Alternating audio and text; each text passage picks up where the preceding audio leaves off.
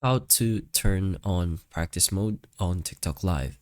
So what you're gonna have to do is just go ahead into your profile section and then just go ahead to settings. On there, you will be able to see your TikTok studio. So in TikTok studio, if you go ahead into the live section, you should be able to see the practice mode only if you haven't met the requirements to actually start a live.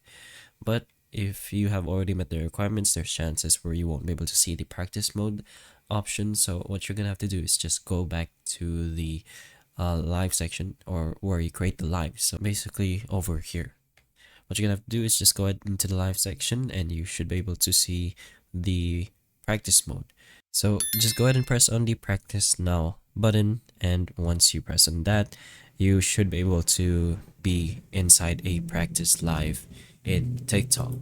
So hopefully the information of this video can help you, and if it can, please like and subscribe for more videos like this, and that's all.